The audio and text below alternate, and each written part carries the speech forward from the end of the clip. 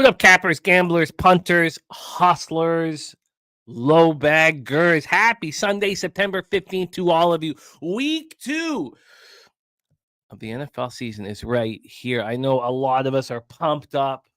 Some are nervous. I did not have a very good college football day. Actually, I had an awful college football day yesterday. Shout out to Razor Sharp Picks, went 4-0 yesterday. NJ Striker in the house. Yes, CFL was very good to me. 2-0 in CFL yesterday, but let's put our focus on NFL. Let's not let the anger of yesterday seep into today's possible glory. Stacks play today is in Jacobs anytime touchdown plus 102 for Justin McKelvey, and Harrison over 64.5 yards at plus 117 for Stacks. Dougie Wise with the Seahawks as his play of the day. Injury issues for the Seahawks. There's a lot of injury issues in the NFL today. We're going to be discussing all of it right here with our cappers. Week 1 was a success here on NFL Pub Hub, and the seasons change, but the names stay the same. Last year's champion, Birdie, 5-1, 4.55 unit start. Big Ragu, second overall, 4-1, plus 2.8 units, and Marley, 3-1, plus 1.8 units. Excellent work from the monsters of Pub Hub past here. Great to see all of you guys. We got my dude Dan Kelly in the house. It says if the Browns could possibly get Deshaun Watson's contract because of a new charge against him, then look for him to be out of the game early today for Winston. I'm sorry, Dan. If it was only so easy, I wish that you could get out of that contract for all Browns fans. But he says under on Watson props. We got the Cuban Wayne Gretzky in the house. We got my dude Troy Torrance. Troy Torrance hitting leadoff here, making his Pub Hub debut. We have his action on Tuesdays, but he sees what we're doing here on Sundays, and he wants in, and why not? Because Sunday is different than our Tuesday show, because Sunday's your best bets. You come in here with your best bets, and he's got 5 ready to rock, so I'm excited to have Troy Torrance hitting leadoff for us. We got Nathaniel Montoya in the house, MT13, Kelly McKinnon, Daniel Hernandez on the Bengals. Bengals are a lot of sharp action on the Bengals, but it has not gone to 5.5 or 5 like the Panthers or the Vikings, even though maybe the Vikings never really opened at 6, which is a danger, and we'll talk all about that. Tom Leach says yesterday was a disaster. It was for me as well. But we'll focus on it today. We got Al Cervic in the house. Spenny Penny Bombs, who's back in action. Remember, he in season 2 came second overall in season 2. Tom Leach looking at Levis under 195 passing yards. Yes, we expect Higgins to be out. We're talking about that. We Want Justice TV says we need the bag today. Let's get it. Vinny V says let's work. Gerald Jones in the house. Best bet Kansas City team total first half over 13.5 is the play of the day there. My dude liking Jaden Daniels over 40 rushing yards. Great to have all of you guys here. Let's discuss what's at hand here. First off, I lost the over on Thursday night. Very, very disappointing. Thought I was in business, and Tua had other plans for his life, I guess. And unfortunately, I was on the Dolphins too, so it was horrific. So I'm now 15-11 on the season, 57.7% plus 3.05 units. Started this week 0-2, non-plussed. This is my action that's still to come. 13 bets. I had 15 in week 1. I was hoping to cut it down in week 2, and here I am with 15 in week 2. Tampa Bay, Detroit, first half over 24.5. Tampa Bay, Detroit, full game over 51.5. That's down to 51. Market's gone slightly against me. We'll talk about the litany of injuries in the Tampa Bay secondary. Colts -3. That's gone to 2.5. It's the pros versus Joes. And Troy and I are with the Joes.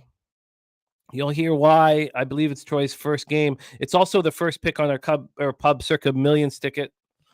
And then I've got a bunch of unders that I'm pleased with and believe in. I have Indianapolis, Green Bay under 41, San Francisco, Minnesota under 45.5, the Cowboys -6. That's not an under. I have New York Jets, Tennessee under 40.5, Seattle, New England under 38, Chargers, Carolina under 39, Pittsburgh, Denver under 37.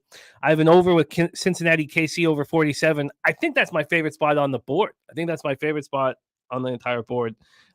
Panthers +5. And Lions -7.5. I've added those spots here. We got Mug Dog money lines in the house. New Corker, yes, it was a good day, but it sucks that I had to balance it out with the terrible college football day, but it is what it is. Focus here on NFL. Our Pub Circa Millions ticket is Colts minus 2.5. That won 88% of the votes.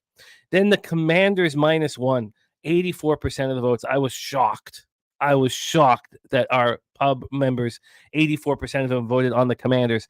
Then the Titans were third, tied with the Texans at 75% each. And then the Rams fifth at 69%. We're 3-2 after week 1 for our Circa Millions ticket. Noli knows on Cleveland, Jacksonville under.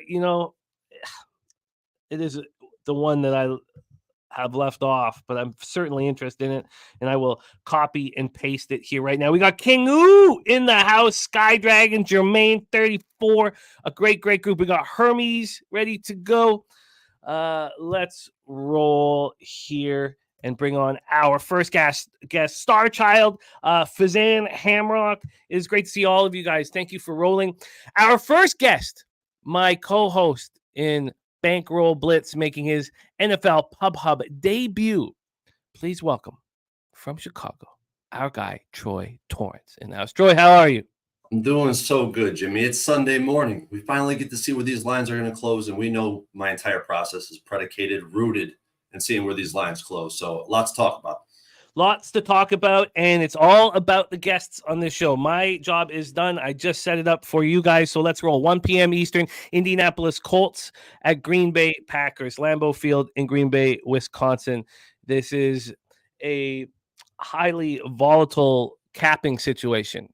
You have sharps on the Packers thinking that they've given way too many points for the loss of Jordan Love, and then you have Joe's here on the Colts. You and I are on the Colts, who think that Malik Willis is not a below-average quarterback. In fact, he's a bad quarterback who has no pocket sense, and that's why he gets sacked more than any other quarterback, in starting or backup role in the NFL this season. Maybe that's a little harsh, but this guy just gets sacked nonstop despite his athleticism. 83 Fahrenheit, sunny, 6 miles per hour. It's absolutely beautiful weather. For the Colts, it's a problem. Safety Julian Blackmon is out. That's a problem. That's a big one in the secondary. Now, it's not as big of a problem when you're not facing Jordan Love. So it makes things a little easier. DeForest Buckner and Josh Downs also. Josh Downs hoping that he can make it through this ankle injury. I don't think that Kwity Paye or Buckner will be in the lineup. They didn't practice all week. So that's a big loss to the defense here for the Colts. And Jaden Reed expected to be good to go. Jordan Love was not, listed as doubtful until last 24 hours, but we knew he wasn't going to be playing here today. Now listed as doubtful, obviously further ahead than we had thought. Let's get into the line history here on this one. These are pinnacle line moves. We have Green Bay Packers right now, a +2.5. This opened up +3. It went to +4, and then the Sharps came in and said that's way too high for the Packers at home in their home opener. Let's get to the total here in this one. This total right now is at 41 -110 to the under. This opened up at 41. There's been a 3-cent move to the under. I'm on the Colts and the under. Take it away, Troy Torrance. Your first looks on NFL Pub Hub. On Tuesday, I talked about the range of potential outcomes, the way I see it. I kind of tried to visualize it on a scale, right? If you look at the scale, the range of potential outcomes, it's heavily weighted in favor of the Colts. I think the Colts could win by double digits, or they win by double digits at a much higher frequency than the Packers do. And like you said, the question we're trying to answer is how many points is Malik Willis worth to the spread? The look-ahead line was 4.5. This number's kind of 2.75, right around 3, 7.5-point move. It got up to an 8.5-point move. And I'm going to sit here and argue that who knows more, the Sharps or the bookies? You know where I stand in that battle right there. I think the bookies, I have the edge. They always do. The house has the edge. And looking at Malik Willis, his numbers as a starting quarterback, this is 3 starts, right? I did see some arguments that he made 4 starts, but I found 3. And the 3 starts 2 of them were against the worst team in the league in the Texans, where he averaged 75 passing yards on 60% completion. He was sacked 7 times and he threw 3 interceptions. Against the Chiefs, his other start, 80 passing yards, 31% completion, sacked 3 times, no interceptions. Not in any of those situations, any start he's ever made, or in the NFL, has he ever thrown for a TD. He's never thrown for more than 100 yards. he's been in Green Bay for 3 weeks. So I get it. Like some of the sharp action, they're making the point that this number moved too far. Malik Willis is familiar with this defense. He prepared for him when he was in Tennessee because they're in the same conference. It makes a lot of sense. But we've seen what this guy's done in the NFL. He's not familiar with the system, and he's only been there for 3 weeks. I mean, I think it's a long stretch. Meaning, I think this line should be probably around 3.5, properly priced.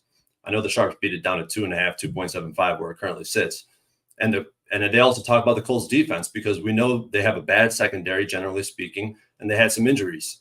And they also got gashed on the ground versus the Texans. But I'll tell you this right now.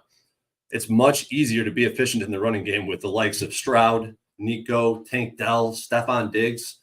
We're talking about Malik Willis here with weapons that are solid receivers, but none of them are in the caliber or in the category of those 3 receivers that I just mentioned. And then you look at this Packers defense, which I also believe is overrated. And that was made evident in week 1, when they played Philly. They always struggled to defend the run year in and year out. And guess what? That's where the Colts are strong. They also allowed explosive plays, a lot of them, where the Colts are going to be very strong this season, as we've seen in week 1. At the first look, when I first started looking at this number, I started getting concerned when it dipped down to 2.5 because it looked trappish. The more I looked at it, the more I considered the look-ahead line and the perception of this Packers team and this situation in general. I think it started to make more sense, and I'm very I'm confident in this play. I'm on the Colts. I gave it out at -3 at a juice -115 on Tuesday. I came back in and I bet it on the money line today at -138. And then I have the Colts Cowboys money line parlay at +120. What do you want here for your official record keeping in NFL Pub Hub? I'll let you make the decision. I like to stick to the numbers I get, but then if I get a good number, I'll never be on the other side of it, right? So it's only down for me, I guess. So I guess I'll take whatever's available now. I'll take a -3 at +100 if you got it. Yes, we can get that. Let's move over to that. I'll grab that right now at Pinnacle. The Colts -3 is so I want to answer something. 115. Tom Leach, this is a good question. Troy said he follows the market, so why are you fading the market in this game? And he says, fuck it, he's on the Packers money line. I get it. Am I fading the market, though? Because the look-ahead line was 4.5, and now we're sitting at -2.5, -3. It got up to 3.5, and I'm saying that the number should be 3.5 because that's where the bookies had originally moved this line. They said Malik Willis is 8.5 points worse than an average starting quarterback in the NFL. And I'm more in line with that after watching Malik. And even go back to his college days. When he played a big-time program or a good, solid defense, an FBS team, he got crushed. He didn't throw touchdowns. He threw interceptions. That's where I sit.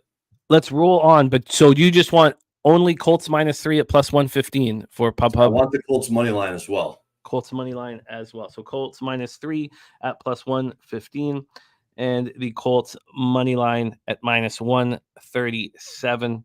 Colts -137 for Troy Torrance. We roll on. 1 p.m. Eastern, New Orleans Saints 1-0 at the Dallas Cowboys 1-0 AT&T Stadium in Arlington, Texas. New Orleans has injury issues here. We know that defensive tackle Kalen Saunders is out, and so is linebacker DeMarco Jackson.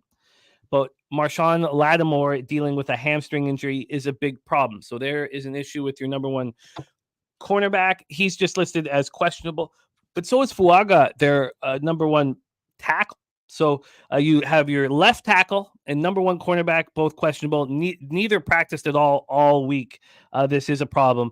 Also, we know for the Cowboys, with Jake Ferguson out, he's listed as doubtful. They don't have a lot of depth in that position. It's Luke Schoonmaker and Brevin Spanford who will be handling the work there at tight end. Let's take a look at the line history here for Cowboys Saints. We have the Cowboys -6.5 at +101. This has been bouncing back and forth from 6 and 6.5. You can get 6s at other books, and you could pay for the 6 here. It's not expensive. And from the total side of things, we have a 47. It's juiced to the over. This opened up at 44.5. This has been a huge move to the over, a 2.5-point move on the total. And then cash flow wise, we have 55% of the tickets and 84% of the cash on the Cowboys. And we have 75% of the tickets and 85% cash on the over, and market clearly moving in that direction. Troy Torrance, game 2 for you. Take it away, Saints Cowboys. So I believe that this might be your last chance to sell high on this Saints team. The last chance, probably the only chance to sell high on this Saints team all season. I do believe Clint Kubiak came in, obviously, from the Shanahan branch. He improved this offense. You could tell night and day between what they were last year versus this year, play action, motion, etc. But I believe that with the personnel, that improvement is incremental. It's not exponential because you still have Derek Carr in this offensive line that you have to be heavily concerned about. Sure, the Saints, they hammered the Carolina Panthers 47-10. The game was over in the second quarter. They were cruising. That Carolina team just simply wasn't ready to play. You've seen it, early and often. The offensive line graded out as the best pass blocking unit in week 1, which we know is not going to be the case. And Derek Carr played pretty much flawless that game, which we know is not going to be the case over the long run, right? So the bigger of sample we get of the Saints team, we know the regression we're going to see. Even though, like Clint Kubiak, maybe he is a brilliant genius, but there's only so much you could do with the talent you have. We talk about guys like Shanahan, who has all these offensive pieces and a quarterback that could execute the system, and it's proven that. You talk about McVay, but he's got Stafford, who's a much better quarterback than what we're looking at in Derek Carr and him. It's just a completely different situation, in my opinion. Like, I expect what we've seen from the Saints to completely flip-flop in Dallas this afternoon. First of all, you got the Cowboys pass rush with Micah Parsons. This is probably going to be a top 3 pass rush in the NFL. They were first. They were graded first in the NFL after week 1 with a 46% pressure rate. Derek Carr under pressure. This guy folds like freaking clothes day in and day out. Go look at his numbers versus pressure. They're terrible. More interceptions than touchdowns. Terrible quarterback rating. Terrible completions percentage. I mean, if this turns into a trailing game script for the Saints team, this could get extremely ugly. They also have no Lattimore defensively. Who's going to match up for CeeDee Lamb? They play man-to-man defense. That's what their defense is predicated on. Who's going to guard CD with Lattimore out? I beg them to play man coverage. And we know what the Cowboys have done in this type of situation at home, laying a big number. Go back to the last 2 seasons. Cowboys at home laying more than 3 points are 11-4 ATS, 15-0 straight up. The average win margin in that sample is 19 points. They don't beat teams. They blow teams out in this type of situation. Then you look at the market in general in its entirety, not just specific to the Cowboys. Home teams priced between 6 and 7, and this line is ticking to the over. So when a team is priced between 6 and 7, lines moving to the over, and a total's bigger than 40, the home team is 13-6 ATS, 16-4 straight up. I mean, based on what we've seen from these 2 teams in week 1, what can we trust? I made this point on Tuesday.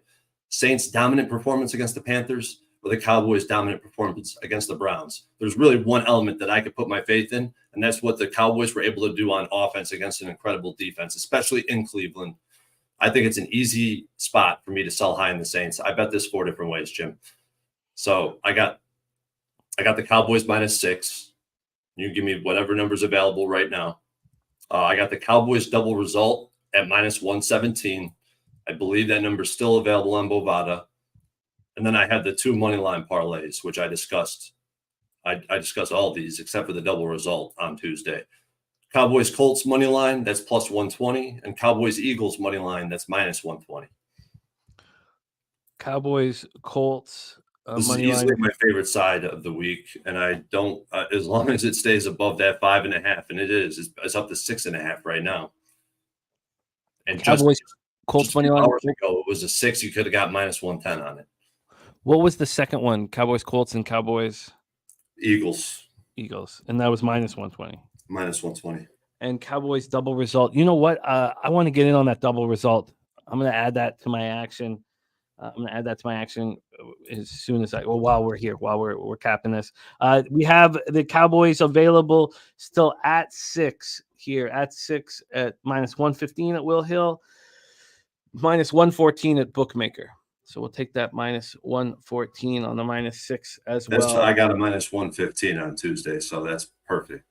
Perfect. Locked and loaded. Coin coming in with his action. Jacksonville under 41.5. Detroit -7. Carolina under 39. KC -6.5. And the coin currency play today is the under 41 in the Ravens game. Let's roll on. Great to see you, Wager Detective, and the Clark Edge and Cliff Yang and Spenny Penny Bombs will be on here shortly. We roll on. Next up, Seahawks. Patriots, Gillette Stadium in Foxborough, 76 Fahrenheit, 76 miles per hour. It's a big loss to lose Nwosu, Uchenna Nwosu, linebacker. He's out with a knee injury. Pharaoh Brown out, the tight end out with a foot injury. Kenneth Walker with an oblique injury. He is doubtful. And so is George Fant. Now, those are big losses. Now, Zach Charbonnet is a very talented running back, so he's going to try to take care of business. But we have Fant now. Was a replacement himself. So we're going to a third string tackle. New England is in nice shape injury-wise. Sidney Sow out, but everybody on their list is questionable. Dietrich Weiss, Kyle Duggar, Layden Robinson, and JaMychal Hasty are all questionable but expected to go. Let's go into the line history here. We have these Seahawks at -3, at -104. They opened up at -3, quickly went to 3.5, and it spent a long time at 3.5, and now it's right back at 3, and the Patriots are favored. So we're the line moving now towards the Patriots, and from a total scenario, we have this at 38.5. 38.5. This opened up at 40, and it's at 30. It got down to 38, and it's at 38.5, and this is juiced to the over. And when I bet it on Tuesday night, I got just 38 flat. So disappointing seeing the market move the way it is. And then cash flow here, we have 35% of the tickets and 60% of the cash on the Seahawks. And we have 85%, but just 53% of the cash. 85% of the tickets, 53% cash on the over. Take it away, Troy. Game 3 on your card. Despite what we've seen in the market over the past few hours, this is one spot on the card today where I feel like we have perfect correlation for the under in this game. We know the Patriots, they want to reduce the number of possessions, play small ball. I talked about on Tuesday, death by 1,000 cuts. It's Jacoby Brissett. It's a perfect guy that's ball control, first downs, 3-4 yards per play. And we know the Patriots defense has the personnel to match up with Seattle at wide receiver, and they're going to deploy the bend but don't break logic that we just seen in Cincinnati. So I really think that it's going to force the Seahawks to play underneath, because not only do you have this, quality defense with some superstars out there that are going to be able to maintain or contain these wide receivers, but you also have a terrible offensive line for the Seahawks, which limits their ability to sit in the pocket and pick apart teams downfield. I think the matchup is a perfect check mark in favor of the under. Then you look at the market, and this is where I get extremely bullish. So I'm going to start at the very highest level. And this is something that's just going to be continuously bet for me throughout the season. When you have a home dog, the total is moving towards the under, and you have sharp action on the under. That's what you have in this spot. It's 51-19 to the under. That's 73%. The average total in that sample is 43. The average actual is 36. That means on average, we're going under by 7 points. That's a huge margin, especially with how sharp these markets are and how efficient they really are. And then let me go down to another level, another tier. When a home team's a dog, the total's less than 42, and the market's moving to the under. I sent this one to Jimmy last night. It's 25-10 to the under. And if you break that sample, if you go one, like another subsample within that sample, if the total is also below 40, 15-4 to the under. And the average points scored in that sample is 28. Goes under by a wide margin. The Patriots at home with the total moving to the under, 5-1 to the under last season. And the Seahawks on the road, the total moving to the under. They actually went over in that game. There was only one game. But that total opened at 51. So how applicable is it? A total opening at 51 or, a total that opens at 40? It's a completely different situation. You could toss that one out. It's one game anyway. I mean, I can give you so many profiles in the database talking about the under. The matchup supports the under. I'm on the under, Jim. And to kind of, how I like to do it. I like to reflect how I bet a spot with my official record. So I bet this under 3 times. Bet it on Tuesday, under 38, -110. I bet it yesterday at under 38.5 at -110, and I got an under 39.5 alt line at -120. I love it. What would you like to make official for our record-keeping purposes on All three NFL? of those. All three of them. Okay, so can you hit me with them again? Under 38, Yeah. minus 110. Under 38 and a half, minus 110. Under 39 and a half, minus 125. You are locked and loaded. And I just bet the Cowboys double result. So I just added that to, I got minus 120. I didn't line shop. I just sent it in through 365 in my local. I'm right with you there. So I just sent that in. I'll tweet that out at some point here to make it official out there, but it's bet. Next up is another highly extreme situation. Chargers, Carolina Panthers. We were both on the Carolina Panthers in week 1 and got embarrassed. We both fought for the Carolina Panthers to be included in contest picks this week. And I hadn't bet them. And I felt, I'm using them in my contest. We're fighting for them. And so I bet them. I bet them this morning. I got 5 and not the 6. We know that it's moved a point, not necessarily because of sharp action on the Panthers. And I know a lot of people think they're by far the worst team in football. But Joey Bosa not looking like he will play here. Listed as questionable with the back injury. I don't know why you'd want to risk anything here in week 2. Josh Palmer also questionable. They have Gilman, their safety. He's doubtful, so we don't expect to see him here. And the Panthers lose Derek Brown to a torn meniscus out for the year. I mean, that's a huge, huge, huge loss. But, Tyler Martin, Damian Lewis, their offensive guard, these guys who are listed right now are expected to play. Listed as questionable are expected to play. DG says why 6 better than 5 makes no sense now. We'll see. I understand that 6 is better than 5, DG, but I wanted to be invested. And we talk about what happens when it goes through the 6 into the 5, and I'm sure Troy will touch on that. Let's get into the line history here for this one. We'll start with the total. I'm also on the under in this. This is at 39 minus 107 to the under. This opened up at 39 and a half, and now at 39 over at Pinnacle. And on the point spread here, we have a 4.5 at Pinnacle. It's been at 4.5, since 7:54 this morning. You can get it at 5 everywhere. This opened up at 4.5 and got up to 6.5. It's come back to 4.5. And when we get to the cash flow for the Panthers spot, we have 64% of the tickets and 79% of the cash on the Chargers, 20% of the tickets and 31% cash on the under. Take it away, Troy.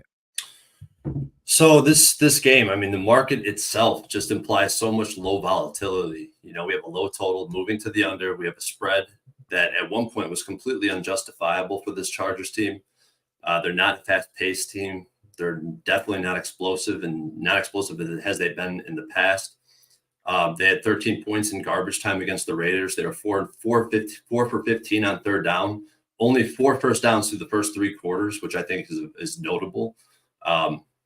So in a game that implies this much low volatility and seeing how the offense has performed in the first matchup, I see value on the Panthers and the under.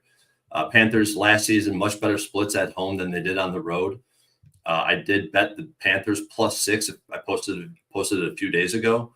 And I guess for official record-keeping purposes on this show, you give me a 4.5 if you want. But I think for the Tuesday show, because I tweeted it out, I'll definitely. Yeah, it's valid. Since you tweeted it out. Nobody wants the Panthers this week. Nobody. Which means I do. Yeah, sure. I would rather look like an idiot than actually be an idiot. And that's kind of how I feel. I don't care how I look. I don't care if they get blown out again. I'm betting a play that I perceive to be plus EV. And despite what the results, I don't want to be results oriented, right? So I'm back on the Panthers. And I think the better bet is the under, because we talked about the Chargers, the weapons that they don't have, a complete change of style from what they used to be, and they have an improved defense. And the Panthers just ineffective on offense. Can't see them making that big of a leap from last week to this week. Both teams want to play possession football, and the market for the under is extremely bullish once again. So we just talked about the one trend, totals less than 42, moving to the under. Home team's a dog, 25-10 to the under. Total below 40, 15-4 to the under. Panthers at home, total moving to the under last season, 3-0. Chargers on the road, total moving to the under last season, 3-0. You also got on the side home dogs, and this is before this number has moved so much because now we're talking a big difference. It has moved through the 6, but it didn't open at 6, so it's a little bit different from what we usually compare this to. Moving from above, 6 or above to below 6. It's not quite that, but I do have some bullish numbers on the Panthers side as well. Home dogs of more than 3 with a total less than 42. 18-7 ATS, 12-16 straight up, which actually makes the money line a profitable play. I'm not playing it. But if the line also moved towards the road team, which it did at one point, 9-2 ATS, 5-8 straight up, this market is hard to put your finger on. I think the number is still good on the Panthers, but I think the better play is the under. So I have the Panthers +6. You can give me 4.5, Jim, for the show for PubHub. And then I have the under 39 at -110, and I bet it again 38.5. And I don't know, because I wanted, like I say, I want my total record count to somewhat reflect what I'm actually betting, and I'm heavier on the total than I am the side. So do you want 39? Well, you did tweet out the sit. We always count what is tweeted out. If it's not tweeted out, then we give what's available right now. Panthers +6, under 39.5. So do you want the under 38.5 as well? Yes. Under 38.5, a -110. Rob Free says you have to be an idiot to bet Carolina, especially after having a bad week 1. Chargers are pass for me. Count Troy and I in as idiots. Let's move on. 4:25 p.m. Eastern, the final spot on Troy's card, Cincinnati Bengals, Kansas City Chiefs, Arrowhead Stadium, Kansas City, Missouri. Shout out to Big Show Picks in the house, the producer and one of the stars of our hit Locker Room podcast. What a great job the squad's doing. Bengals, Chiefs, Arrowhead Stadium in Kansas City, Missouri, 86 Fahrenheit, mostly sunny, 8 miles per hour. Marquise Brown out for the season.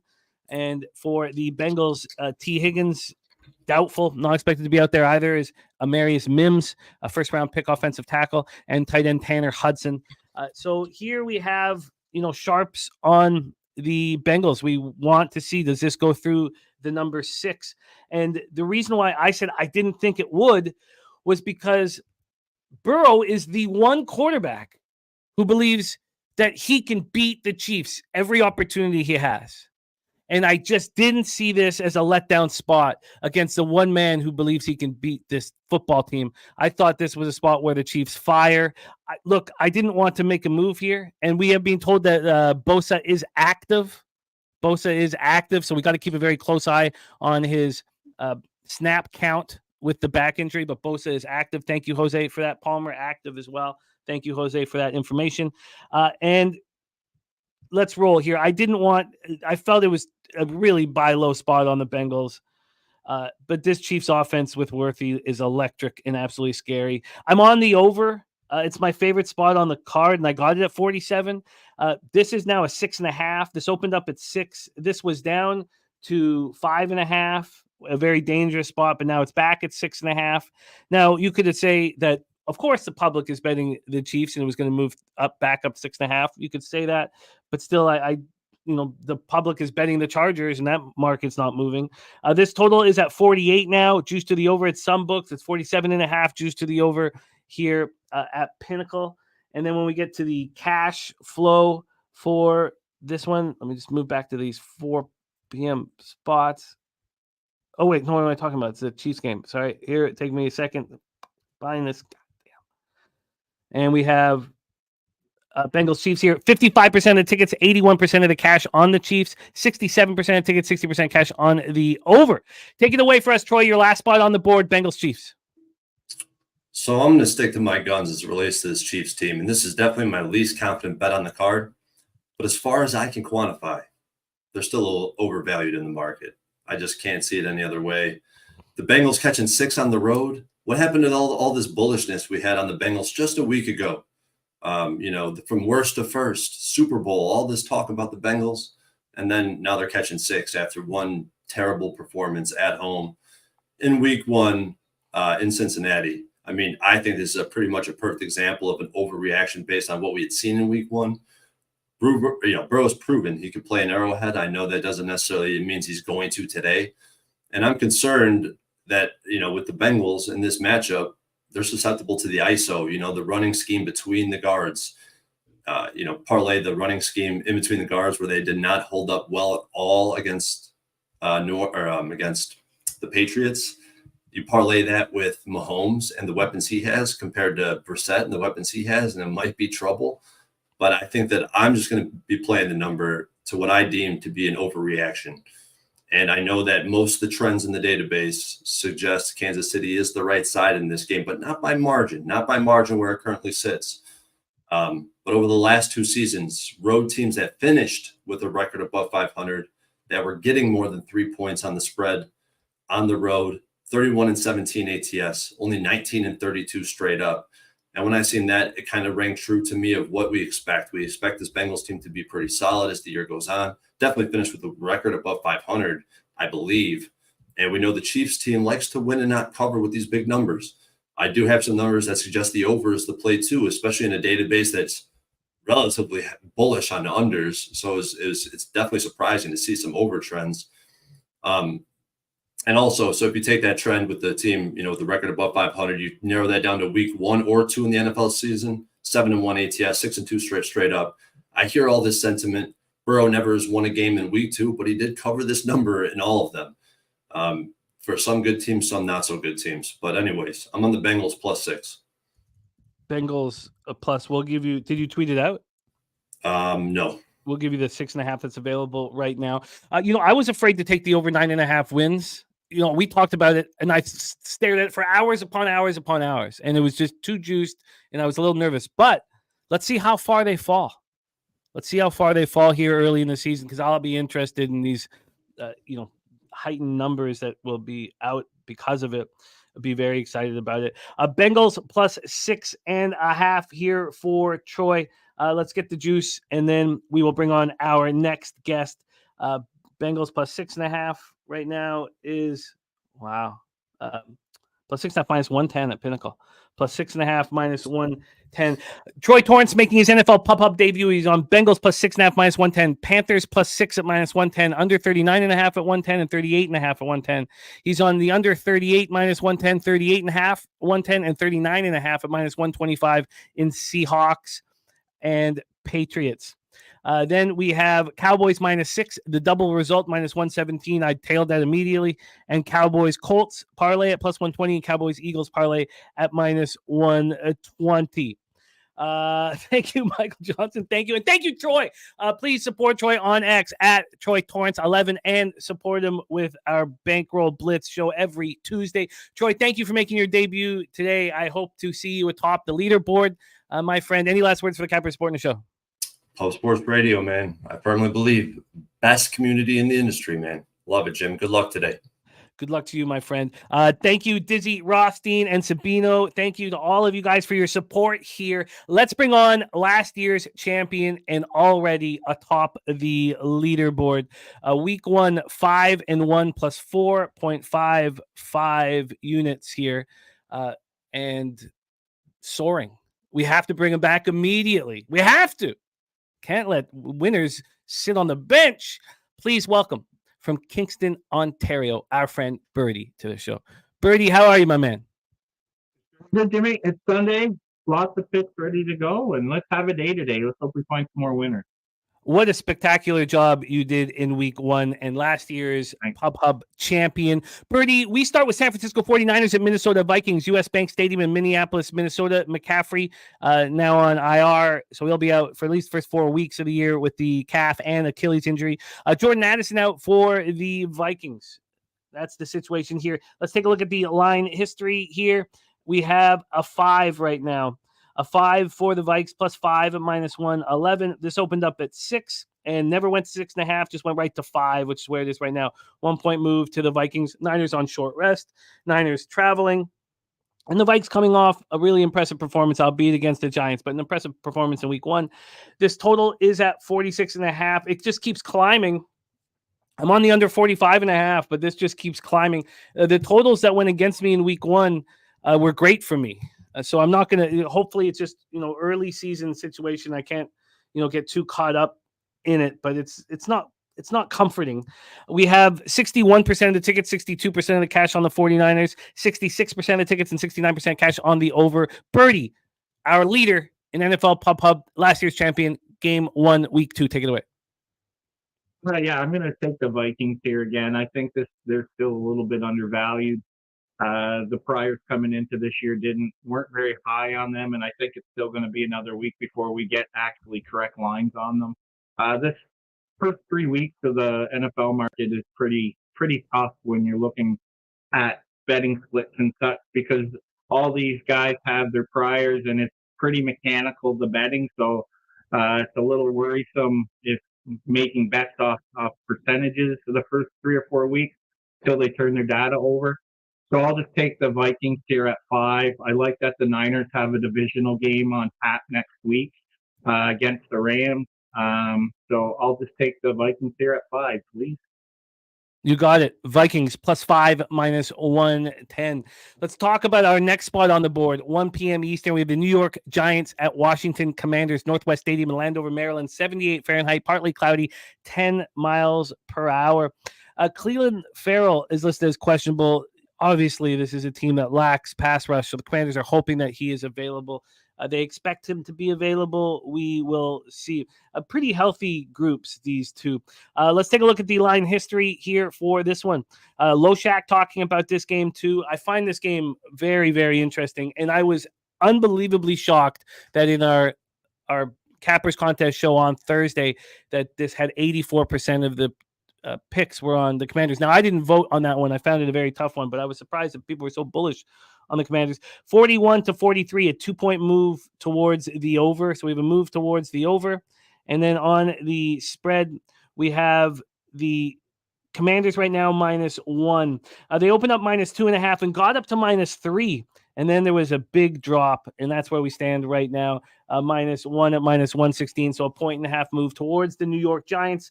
And then when we get to the cash flow on this one, we have here. Sorry, give me 1 second.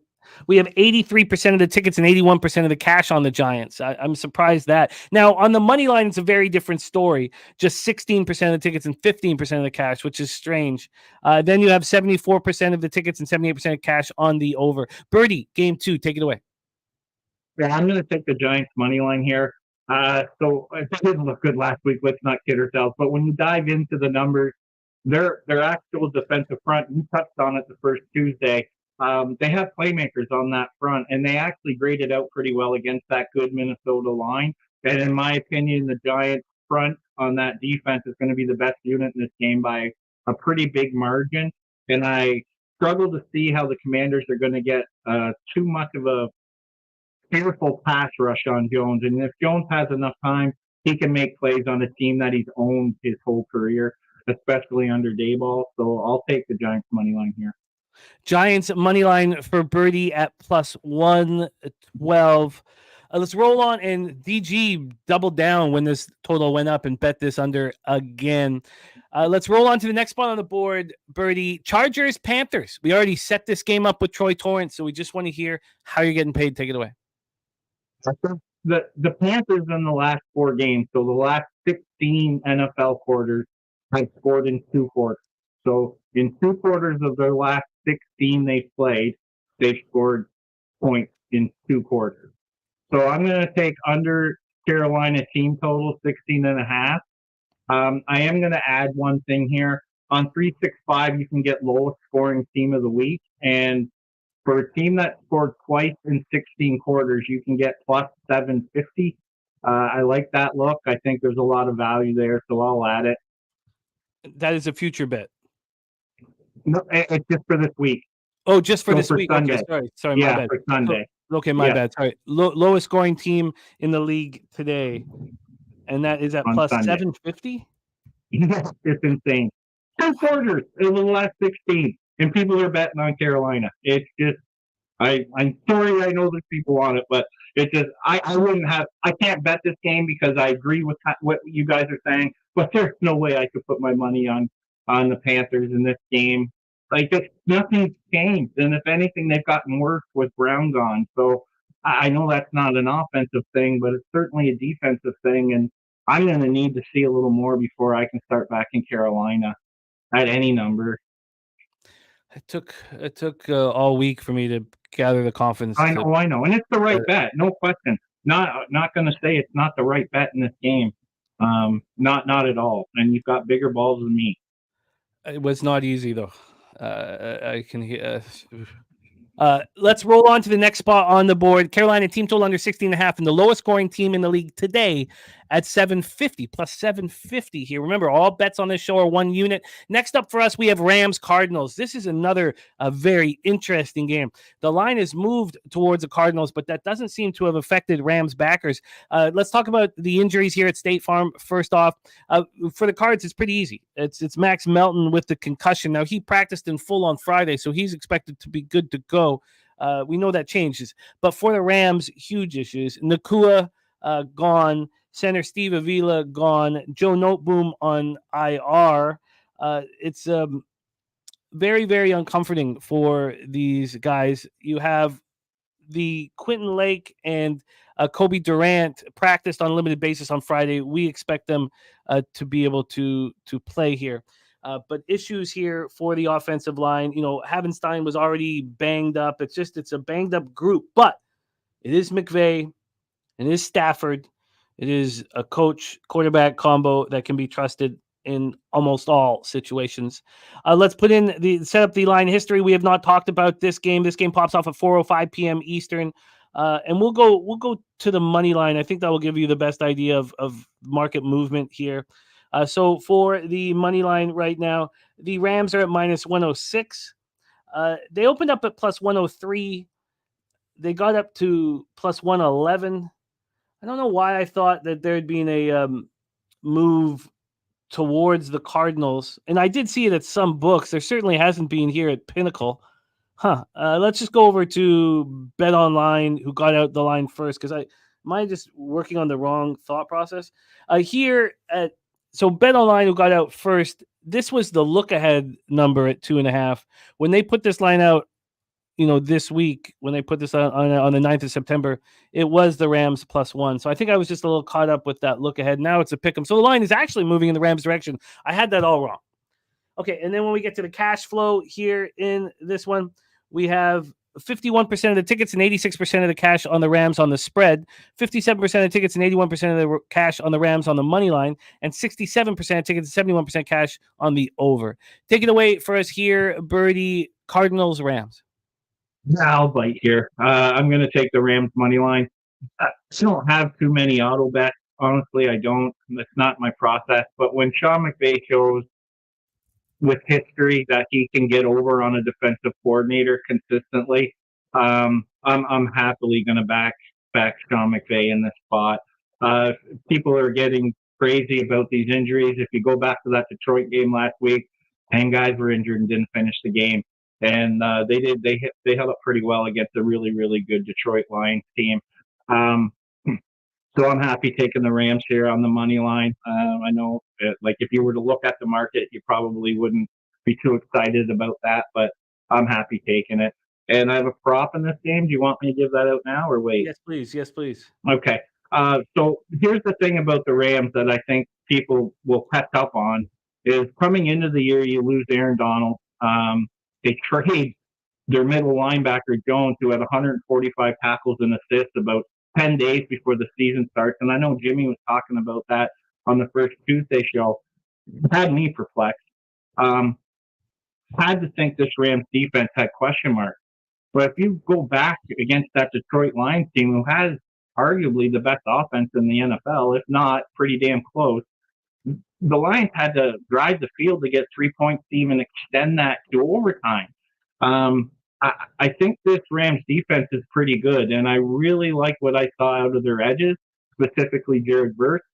They're very athletic, and against that Detroit line, he did well, and I think he got a sack. So I'm happy taking him here with the sack at I think it's plus 170. I got it at. I like that prop this week. Jared Verse, sack at plus 170, Rams money line at plus 100, still available at a few different books, minus 101 at some books. And then Harold Williams just added the Rams money line, but Nuke Worker, Tom Leach, Velo Cuts on the other side. Let's rock into your last spot on the board before we welcome the season debut of LJ from H-Town. Steelers, Broncos, Empire Field at Mile High, Denver, Colorado. 83 Fahrenheit, mostly cloudy, 5 miles per hour. Devon Vili is out, and he had a much larger role in the offense than we thought in week 1. He's out, but they're a very healthy group, the Broncos, other than that. For the Steelers, Isaac Sumalo, pectoral, he is out. Russell Wilson, of course, and Roman Wilson, not that that's a big deal, but Russell Wilson, with the calf injury as well, not going to be around. Let's take a look at the line history and set this up for Birdie, our season 3 champion, and opening up the year 5-1 plus 4.55 units. We have the Steelers right now at Pinnacle -2.5 at -116. Opened up -3, now -2.5. So a half-point move towards the Denver Broncos. Then it's not quite as legit as it sounds. I mean, it was it's basically stuck around 2.5, but you could get 3s in some of the contests. Here, from a total perspective, we have a 36.5 -115 to the under. I did get a 37 on Tuesday. This opened up at 37.5. I'm on the under. And then from a cash flow standpoint here, we have 87% of the tickets, but just 58% of the cash on the over. It's a nice spot. Troy talks about these home dogs when the market is moving towards the under. Just the success rate of these unders. And then 84% of the ticket. Oh, that's the money line. That's not as important, but it is something to know. 84% of tickets and 85% cash is on the Steelers on the money line. Tom Leach on the Broncos +2. Take it away for us here. Birdie, your last spot on the board, Steelers, Broncos. Yeah, another spot I like a team total under. I'm going to go under 16.5 with Denver here. Interesting game this week. Going to be the most fun game this week for me because a lot of sharp friends that I talk to, I'm on the other side on this one. This is another one of those mechanical plays I talked about earlier. Sharps just love Denver here. And so I'm going against it again. I'm going to take Pittsburgh. I really like this defensive front for Pittsburgh. And for the first time in a long time, they have depth. So they have a rotation. They're going to be able to stay fresh. So I just I don't think Nick completed a pass over 10 yards last week. So I'll take the team total under 16.5. And I wouldn't yell at anybody if they took a Pittsburgh first defensive score of the game in this either, if you can find it. I love it. And we can get you that at almost even money right now. Denver team total under 16.5 -101. Let's review Birdie's action here. We have Detroit team total under 16.5 at -101. We have Jared Verse sack at +170. Rams money line at +100. Lowest scoring team in the league today, the Carolina Panthers at +750. I still can't believe that number, man. Every time I say I'm crazy. Wow. Carolina team total under 16.5 at -115. Giants money line at +112. Vikings +5 at -110. And Nut Flush coming in saying he loves that Denver team total under. Birdie, loving it there. Love it. Thank you for rocking with us. Please support Birdie on X at Birdie_bets. Love rocking with you, Birdie. What a phenomenal job you did in week 1. What a phenomenal job you did last year. Keep up the great work. It adds to the show immensely. So thank you for all you do for us, my friend, and get that cash. Any last words for the Capper supporting the show? Yeah, Al, Bet365. You go into sports. It's the top NFL. Go to futures, and they're right there. Love this chat. Love you. I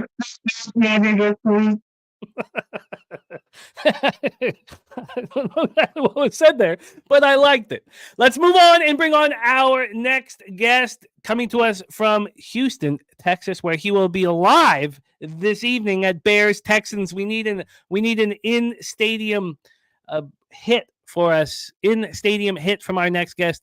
Please welcome a star of basketball programming and football programming here on Pub Sports Radio, our friend LJ from H-Town.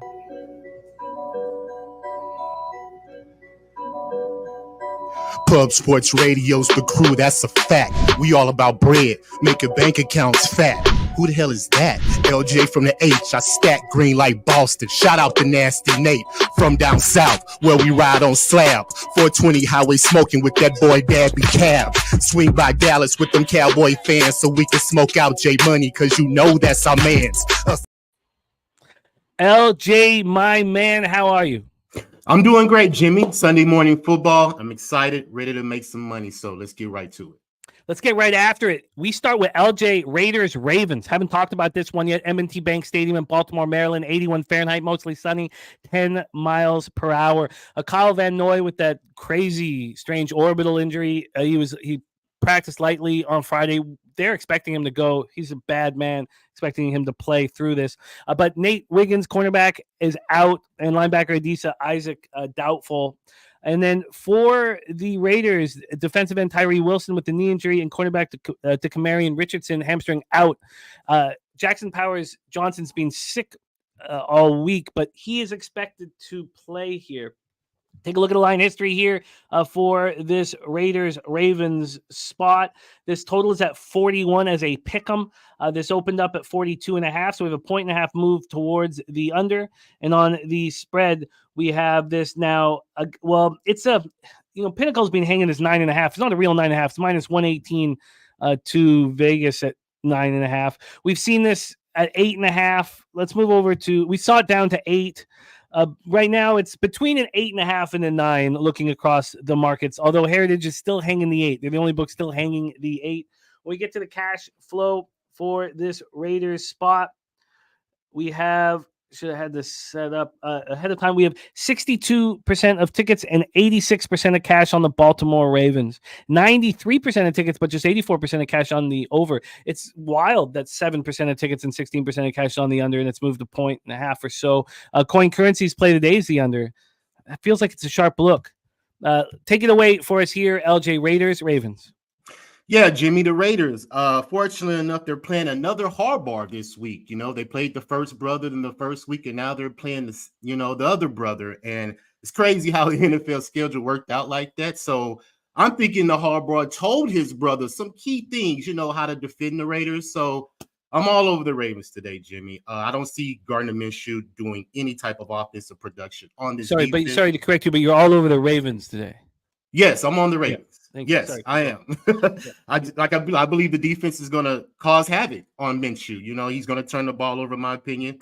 The Raiders are horrible on the road, especially outside of the division, 1-10 in their last 11 road games.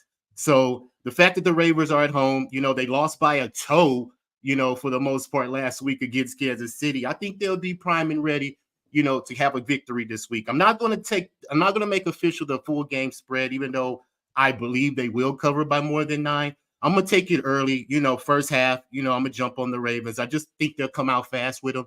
And I'm going to take another one as well. I'm going to take the Raiders team total under 7.5. I got it at minus 150 in the first half, just because they don't put up points. They only had 7 points in the first half last week versus the Chargers, even though they did cover that. I just believe the Ravens are going to keep them under that 7 again. The Ravens defense was number 1 last year at opponents' first half points. It was right at 7. And I believe the fact that the defense kept the rushing attack under 72 yards versus Kansas City, I believe they do the same thing here with the Raiders. Make Gardner Minshew one-dimensional, make him pass through the air, and I don't believe he'll be successful. So I'm on the under 7.5 team total for the Ravens in the first half, and I'm on the first half spread, minus 3.5, I think, for the first half for the Ravens. No, it's expensive. It's minus 6. 6. Okay, I'm confident. I'll take the 6. They'll be up. And so Pinnacle afraid of this one clearly because they're hanging a under 7.5 at minus 151 and giving you no other options. Where did you get the under 7? I have it on Bet Online. Okay, perfect. And Raiders first half. And what was the juice on that team total under 7? Minus 150. Minus 115. 150. Oh, wow. Okay. So then if that's the case, we'll just give you the 7.5 at minus 151. Get you that one instead. Okay. Raiders first half team total under 7.5 at minus 151. Ravens first half minus 6 at minus 103. I'm curious to see what the Ravens double result is in this one. I'm going to look that up here. I've heard a lot of bullishness from some cappers on the Ravens. Then the Raiders backers feel like this is just far too big of a number. But I would just be curious if that double result was close to what it was for the Cowboys. And it's not. Ravens, double result minus 170. That Cowboys that I bet during the show is minus 120. Okay, Ravens first half minus 6 at minus 103. Raiders first half team total under 7.5 minus 151. Very quickly here, I'm just astonished that there's only 9% of tickets, 17% of cash on the under, and it's moving towards the under. Would you bet the under in this football game? I probably would, but Not particular because, like I mentioned, I don't know. It may get a backdoor. Ravens may come get a backdoor cover and probably go over that number right at 41. So I don't know how much the Ravens are going to score in this game. They may score a lot on the Raiders. I just don't see how it's going to go. I just trust them in the first half. So I'll just stick it there. Random Bozo, shout out to our guy Random Bozo. Not a bozo to us. He found the minus 140 at 7.5 over at FanDuel. Thank you, Random Bozo. Shout out to Benzo. Our friend, the Random Bozo, lessening the juice and getting you a great number. Thank you. That's Let's roll on to the next one on the board. We've already set it up. Seattle Seahawks, New England Patriots at Gillette Stadium. Talked about the injuries. Seattle's defense pretty short-handed. In this spot, Jerome Baker with the hamstring injury and Tyler Dodson with the shoulder injury, they need these guys are questionable right now. Now, questionable is not a bad spot to be in, but with the injury to Nwosu, I mean, if we're talking about 3 linebackers, we know Nwosu's out, so Baker and Dodson need to be in. Take it away for us here, my man LJ, Seahawks, Patriots. Yeah, Jimmy, I'm going to take advantage of these injuries. And, I'm all on the Patriots. Seattle's dealing with the injuries on both sides of the ball. And now I just saw that Kenneth Walker's out. He's inactive. So who's going to be your running back? I mean, a lot of things going on Seattle. Now they got to travel across country to an early start against New England. I just believe it's a disadvantage for them. They were only 4-12 third down last week, 2 turnovers against Denver, So I see pretty much the same thing today with New England. I love the defense. I love their plan for Coach Mayo. He played with this team. There's a new voice in the locker room after hearing the same voice for over 15, 20 years. So I love that recipe for success. Jacoby Brissett, he's a run low risk offensive kind of guy. They're not going to put him in a lot of key situations to where he's not going to be successful. So the Patriots, they play mistake-free football. And I love, like I just said, the defense is playing. I believe they keep Seattle under their team total today. And I think Seattle's going to struggle. I love the defense for the Patriots. They're pretty much healthy in all key of their positions. And I believe they'll take care of business, Jimmy. They held the ball 34 minutes last week, 6 of 15 on third down. So I think the recipe for success is going to be for the Patriots to cover the 3. And I'm going to take the money line, Jimmy, plus 125. And I'm also going to take their team total over 17.5. I got it at plus 100 simply because they scored 16 points last week. And I believe all the injuries that Seattle have on their both sides of the ball, I believe they can get over 18 points. So another field goal cashes that for me. So I'm going to take their team total over 17.5 as well. All right, let's lock you in, my friend, on your bullishness on the New England Patriots. Shout out to Nasty Nate. I'm with you, Nate. We riding today. Minus 107. Patriots plus 3 and minus 107. Patriots money line at plus 140. Ooh, good one. Good one. And then Patriots team total right now over 17.5. We'll go with your number because Pinnacle only giving you the 18.5. Let's roll on. Next up, we have Rams Cardinals. Very divisive with the thoughts on this game. Feels like half the cappers on the Rams, half the cappers on the Cardinals. Basically, a pick 'em situation. Take it away, my friend. Yeah, I don't see how the Arizona could be favored in this game. They have bad history versus the Rams. Birdie has already put it out there. Sean McVay's against the spread 13-2 in the 15 games he's coached versus Arizona. They've won 9 straight and covered in Arizona the last 9. And off a loss, the Rams are hitting at 60% with McVay.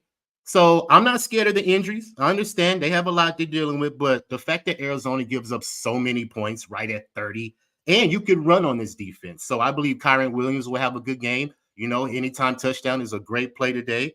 And the Cardinals have to prove to me that they can stop some people on defense. I know Kyler Murray's explosive offense, but if they put up points, I think the Rams could put up points as well. The books are looking at Arizona's how they played last week versus the Bills, but that was really only in the first half. They gave it up in the second half. So the history of the division, Kyler Murray, is not good. He's 5-11 against the spread as a home favorite. So all the numbers are pointing to the Rams, even with all the injuries. So I'm all on the Rams, Jeremy. I got it minus 115 money line. I don't know if you can get a better number, but I'm all on the Rams. You got it, and we can get you that minus 101. Rams for LJ, Rams for Birdie. So the cappers in the chat at this point are the ones on the Cardinals. Let's go to the last spot on the board, and we need a live hit from the stadium on our Sunday night live stream. LJ going to be in-house Energy Stadium in Houston, Texas. Damian Pierce and Juice Scruggs right now, running back and center, listed as questionable for the Texans. Neither practiced on Friday. They were limited on Thursday. By the way, A.J. Brown out tomorrow. Important information. Thank you, DG. A.J. Brown out tomorrow. Crucial information. Let's get this here and lock this in. Thank you, DG. Here for the Bears, they're dealing with a ton of injuries right now. And it's kind of a bit of a surprise how bad it is. I thought it was going to get better as the week went on. That was not the case. First off, Ryan Bates, shoulder elbow injury. Key on the offensive line, obviously. And then Keenan Allen didn't practice all week. Everybody waiting for Thursday, Friday to come along and see him out on the field. He's not on the field. And then Odunze, who we didn't think was playing at all, showed up and took in a limited session on Friday. So is he going to play at 80 or 90%?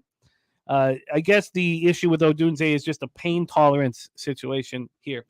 So that is the situation at Energy Stadium. Let's go over the line history. This is our Sunday night live stream. Join us here. Big Ragu will be rocking with us amongst others on tonight's big live stream. We have Houston right now -3.5 at minus. Oh, sorry, I'm looking at first half, of course. Wait, hold on. Yeah, my bad. Still got first half. Stop myself. Yeah. That is a play, though. Wow, it's moved into the 5.5s. Wow. A legit move towards the Texans here. A legit move towards the Bears here. Bears now at +5.5. This opened up at 7. The 7 was juiced. The 7 got as juiced as -125 back on Sunday night. And since then, it's been moving in the other direction. And we see our 5.5 going through that 6 number where dogs can become extremely live. Wow. Interesting. Very, very, very interesting. From a total side of things, the primetime unders keep hitting, even when 41 points are scored in the first 34 minutes of the game. This one, 5.5, 45.5 -108 now, under 45.5 -119. You see 44.5s across the board. And cash-wise for our Sunday nighter, we have, here we go. We have 44% of the tickets and 81% of the cash on the Texans, and we see a 5.5. Wow. 71% of tickets and 55% of cash on the over. Take it away, LJ. Floor is yours, Bears, Texans. Yeah, Jimmy, I saw that move. And, full disclosure, I am on the full game, but I'm not going to make that as the show bet. I'm going to go to the original one you just said. I'm going to take the Texans early just because of the history they have at home, covering spreads at home early in the first half. CJ's 4-1 against the spread in the first half outside of the division when he started last year at home. So I'm taking him early just because of how Caleb performed last week. We know the numbers. He was 2.8 yards per play last week, horrible on third down. They only had the ball 25 minutes, and all the points came from a special teams and an interception return from a touchdown and field goal. So no offensive production for Caleb Williams last week, and I believe it's going to be pretty much the same. But he may get a touchdown here and there just because it's his second game. But to ask a rookie quarterback to go on the road and win, I think that's a tall feat, especially a team that's now have all the offensive production that they have. D'Amico has improved the defense, so I just believe the Texans will hold fast tonight. They will win the game, but I'm looking at them early just because I just believe this is a tougher test for the Bears this week. The Titans, I think they're lower than us in the division, even though the Titans should have won that game. I'm just looking at the injuries that the Bears are dealing with too, offense and defense as well. And, the Texans are pretty much injury-free, as long as they protect C.J. Stroud, because the Bears do have a nice pass rush. They led the league in quarterback hits last year. So as long as we keep CJ clean, I believe that the recipe for success will be the Texans this week. So I'm on the Texans first half, -3.5 is my official play. This market's moving quickly towards the Bears. We can give you the -3 at -118 now at Pinnacle. Okay, let's do it. Wow. What a fascinating market move for tonight's game. -3 and -118 for our guy, LJ from H-Town. Texans first half -3, -118. Rams -101. Patriots +3. Patriots money line and Patriots team total over 17.5. Those are, the threes at -107, the money line +140, team total at even money. Ravens first half -6 at -103, and Raiders first half team total under 7.5 at -140. LJ, thank you so much for making time for us. Have an incredible time at the game tonight. Your city deserves a great football team. I'm happy to see that you guys have one now. And give us a live hit from the stadium, man. Hey, I'm gonna try to do it. You know, I do the media coverage as well. So if I have time, I'll tap in. But hey, everybody watch tonight. Watch these Texans take care of business. And like I always say, Jimmy, this is Sunday football. So let's cash. I love it. There he is, our guy, LJ from H-Town. It is time to bring on your next guest. For a long time, you know him as the most mysterious man in sports handicapping. Some of you may not know that he is a long sleeper. He likes to go to sleep Friday night and wake up on Sunday. So I have to push very hard to get him on these Sunday morning shows. I'm not sure if he wants to be he wants to be a part of us in the community, but he doesn't like to be up here capping at this time in the morning. But I pushed him. I said, Peter, we need you, baby. We need you, Loshak. And for us, he is here. Please welcome Brooklyn in the house, Mr. Peter Loshak on the show. Peter, how are you? Yeah, I mean, all that stuff is true, but also main difference this year is I'm looking pretty heavily at soccer right now. For example, we'd really like Sarpsborg to get a win in Norway right now, and I do think that a live bet on them, draw no bet, at maybe a -260 or so is worth a shot. We'll see. I hope I didn't jinx it by just saying that on this show, but yeah, we're looking at soccer, Jimmy the Bag, and that's taken up a lot of chunks of time as well, along with sleep and other shit. You think I'm kidding? I'm not kidding. It's because I know you're serious. I mean, when we tell people this man, Peter Loshak, has never driven a car or ridden a bike before, people think that that's a joke, right? Right? That's a joke. And it's not. Now, we've cut it from our background videos that we have. We've cut it. But we do have this for your -260 soccer spot. Oh, yeah. Uh-oh. Huh? So does that... All right. Maybe that just reverse jinx, the little jinx I put on myself right there, Jim. Thanks for playing that. I appreciate that in a quiet way. Peter Loshak, I was trying to squeeze games out of you, them out of you for the last 24, 36 hours. Let's not talk about what we don't have, Peter. Let's talk about what we have. And what we have, you have picked your lone game that we know you're going to talk about is the bum fight of all bum fights. You've chosen the New York Giants and Washington Commanders, Northwest Stadium in Landover, Maryland. Peter, take it away. Over.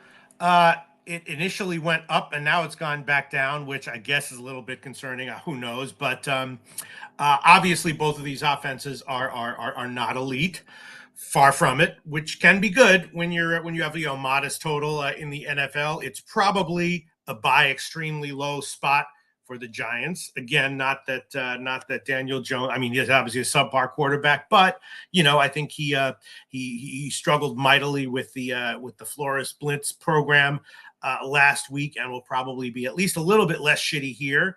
And then Jaden Daniels, his first home game, he's clearly got talent enough to put up points, if not necessarily consistently. And then you got questionable defenses on both sides, I think, with some injuries and a modest total. So I took a shot with the over. I got 43. Then it went up to 44, 44 and a half. Now I see it's back down to 43. All right, who cares? I care. But so I took the over.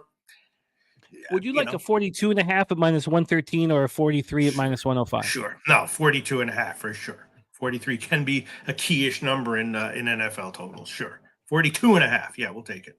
Over 42.5 at -113 for Peter Loshak. The over in Giants Commanders. Pete, where do we go from here? I mean, a lot of picks that I'll tell you what I bet, and I don't have a real justification for him or good justifications. I did take a shot with the Panthers and beat that move, but that's probably a loser. I took a shot with the Jags. Can you talk about any of these spots that you would like to make official for our record keeping? Not really. Not really. I also took a shot. Well, I took a shot with the Titans. I've seen a lot of people I respect liking or loving the Jets this week, so I don't want to give that. I do kind of like the under in the Rams-Cardinals game. I heard you guys talking about that just because, Murray does what he does with his legs, and the Rams, of course, have the issues with their injuries on offense, relatively high total, although it's going down a little bit. So I was thinking maybe a shot with the under on the Rams-Cardinals game. That was something I thought of. Who the hell knows? And I also took a shot with the Broncos, but that probably was a mistake. I don't really know. And I also took a shot with the Texans, but that line's moving against them. So who knows? Who knows? So the under 48 available right now, minus 112 in Rams Cardinals. It sounds like that's gone far enough to make official. I don't want to make that official. I would definitely lean that way just because, the injuries for the Rams and Arizona probably will run heavy. So the only spot you are confident enough to make official is the over in Giants Commanders. Yeah. I mean, I thought it would have been the Texans as well, but that's a pretty significant line move in favor of the Bears, which I don't understand. And have you? But before, just very quickly, have you heard anyone really liking the Browns this week, Jim? I have not, although I have not. No, but I mean, they got a tough beat. We have a lot of cappers that are on the under in that one. Yeah. That has gone down to 41.5 from 42.5. And that's the last one sitting here that I think I could add to my card. What do you think of the under there? Because 74% of tickets, 50% cash on the over. Is that? I mean, I'd be leaning under just because it seems like, Deshaun Watson sucks as long as who knows when he's going to yank, but I'm assuming he'll play the whole game again. And then, the team seems to be rallying around him, and they're obviously a quality defense, so they should be good. So yeah, I would, it's very tough to take, especially in today's NFL, an under at that line, unless you're talking about, Patriots, Seahawks type games. So I would definitely lean under. Didn't bet it though. I think you are right. Okay. Let's roll. So I guess I don't need to force more action. I've got enough, but I do think that is a sharp move towards the under with the public being on the over. So we have over 42.5 at minus 113 for Peter Lochak. Yeah. That's the only bet confident enough to give out as an official pick here on the show. Is that a wrap then, Pete? Let's just stick with that. And let's root in Sarpsborg to at least not lose. Sarpsborg in Norway, of course. Sarpsborg in Norway soccer. Pete, thank you for making time for us, man. I know it's your weekend's very precious, and we love you very much. Thanks so much, Jim. I'll see you soon. I love you, man. Wait, okay, he just bounced. He just took off. But we did get him. It was not easy. To get him on the show, but we got him. Let's move on to our next guest coming to us from the 6 in year 2, season 2 of NFL Pub Up. He was second overall, and he almost caught Bobano on the very Super Bowl. In the very last game of the year, he almost caught him. Great to see you, DC Capper.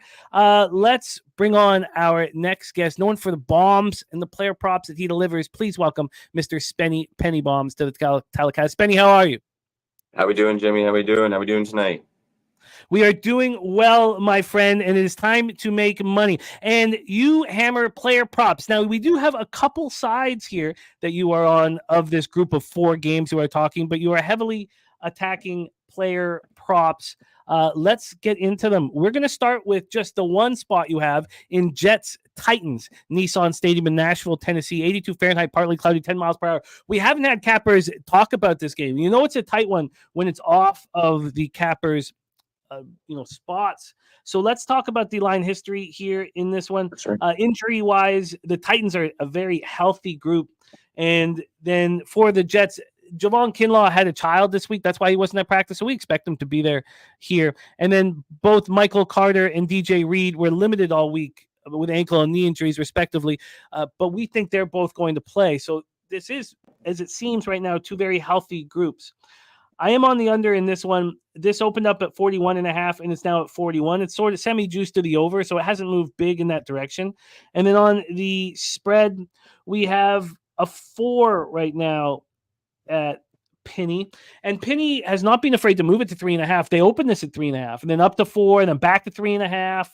This was at 3.5 from yesterday at 4:19 p.m. until 8:54 this morning. So very, very interesting market moves. I wanted to bet the Titans all week, and I just couldn't do it. I just couldn't get there. I wanted to. I mean, it was hard enough for me to go back to the well with the Panthers, with the things people are saying about me being on Panthers. Like, it's just very, very tough. But let's hear your thoughts on this one. Let me just set up the cash flow because I want to see where it's gone to. 51% of the tickets, 83% of the cash on the Jets, 12% of the tickets, 46% cash on the under. Take it away for us here, Spenny, your first game and your first player prop. Yeah, for sure, Jimmy. I'm coming off a little tied for top spot in the UFC last night with Pub Sports, so I'm trying to keep that momentum going into some NFL today here. So I like in this game here, Garrett Wilson over 69.5 receiving yards at -110, and I took a little shot here at the 75 plus at +110 as well. Again, I just think that Wilson's going to be a target machine. He's going to be one of those guys that's kind of like a Devontae Adams for Rodgers. He's just going to feed him, make him happy, try and get him as many targets as he can. This Titans secondary last week, everybody was said that it's kind of tightened up a little bit. I saw multiple Bears receivers running wide open last week that were just completely missed by Caleb Williams. At least 3 or 4 deep shots that were completely missed, but on wide open receivers. I don't think that they're going to have that luxury today with Rodgers throwing the ball. I think he's going to make his connections today. So I like Wilson here. I like the receiving yards. I think that the Titans are still, a fairly good rush defense. And so I think that, it's going to be a tighter game still. And I think that Rodgers is going to have to pass the ball. And so it's going to feed his guy here today. So give me Garrett Wilson over 69.5 and the 75 plus. And for the cappers watching, we see how you attack these props. What is the percent that you put on the big score, which on this one is not quite as big, but you'll see it as a big score on other ones. The Garrett Wilson over 69.5 receiving yards full unit. What's the percentage on the second spot that you have on all your action? When they're like this, if it's just like, plus, 110 or plus 120, 150 around there, I'll do pretty much about a half a unit or 3/4 of a unit, depending on how much I like it. But pretty much around there, I would split it in half or at least 3/4 of the play. If it's a little bit higher, then I would do maybe like a quarter of it, a quarter of a unit on if it's like 300 plus 300, 300 or 400, something like that. I like it. We have Garrett Wilson for Spenny's card to get rolling. Let's move on to the next spot on the board. Buccaneers Lions here. I doubled up on the over first half of full game. It's the first bets I made all week, thinking I was going to beat the market move in it. In fact, I've not. It's going in the other direction. Take it away here for us. You have 2 player props in Buccaneers Lions. We've already set this one up. Take it away. Yeah, this is one of those games. Again, I think it's going to be, a high flying, lots of offense. I think that the ball is going to be flying through the air. Again, both of these defenses are pretty solid against the run. So I don't think that these teams are going to have that much success running the ball. Maybe the Lions a little bit more, but again, I still think that they're going to throw the ball a lot. Jared Goff, I just read a little stat actually earlier this morning when we were just waiting in the background. He has over 1,500 yards in 4 games against Tampa Bay. That's the most against any opponent in NFL history since 1950. This guy just airs it out against Tampa Bay. I think this guy is going to eat. Both these guys had 25 plus targets last game that they played. So the big guys are going to eat today. So give me Evans, give me St. Brown. I like Evans over 67.5 receiving yards, -115. The 75 plus at +105. And then Amon-Ra St. Brown over 80.5 receiving yards, -110. And the 100 plus at +195. Heavy injuries to the secondary of the Buccaneers. And I ended up just taking the 7.5. And, I knew everybody had the 7 and it was the very last bet I made. I was like, look, I have to have a bet in on them, even though I don't like the number. So I am in on the 7.5. That's moved 3 cents since I bet it. Now you can get it minus 108. Evans over 67.5 receiving yards, and St. Brown over 80.5. And then for the extra cash, 75 plus at 105 for Evans and plus 195 for Amara St. Brown. You know, the big injury for the Buccaneers is their superstar safety and gone. And because he's out, that's why I think Amon St. Brown, who had one catch last week, and Exactly. He James had Williams nothing getting last all week. the love. He had 15 targets last time that they played, and he had over 100. I think it was like 130 yards last time they played. I think he's going to eat today. Yeah, I love it. I love it. So locked and loaded there, and I'm on the. I'm heavily invested in that game. It's okay, let's move on to the next spot on the board. Browns, Jaguars, Everbank Stadium in Jacksonville, Florida, 81 Fahrenheit, cloudy, 13 miles per hour. We've wanted to talk about this game for a while here, and you have it. And I've been talking about the under, whether I should move late on this under. We know the Browns don't have David Njoku and Jedrick Wills, but now Jack Conklin, whom was questionable, is out. So you have 2 Pro Bowl offensive linemen out for the Browns. For the Jaguars, safety Darnell Savage is out. That does hurt them. But this is a pretty healthy group other than that. And look at Troy says his guy is 10K on the Monra props. Wow. That is wildly exciting. Let's get into the line history here in this one. Now, this is a side, and this is a side that you tweeted out here. So to make it official. Right now, the Browns, despite the news of the missing offensive lineman, are +3 at minus 105. Exactly where this opened. Now, this went up to 4 and has come back to 3. From a total scenario, we have this 41.5 juice to the under. It's a pretty big move to the under. I guess maybe it's a little much. 1 point and juice. Opened up 42.5, slightly juice to the over.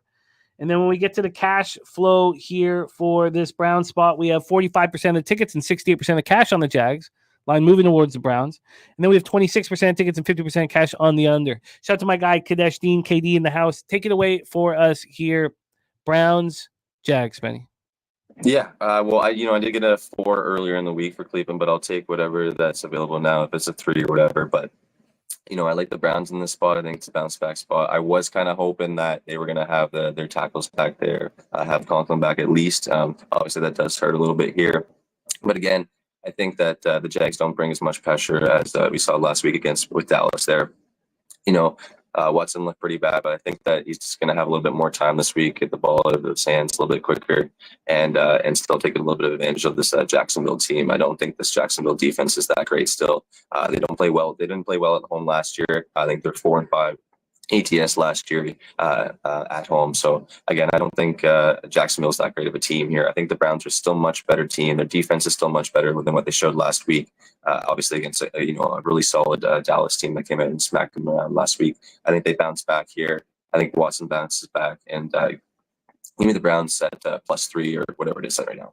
Well, you did tweet it out. To allow that to be official at the number that you tweeted out. +4, minus 115 is what you got the Browns at. Let's roll into the next spot on the board. This is your final bet on the board. You have side and 2 player props for Rams Cardinals. Seen a ton of cappers on in the chat on the Cardinals, and we've only had cappers give out the Rams here.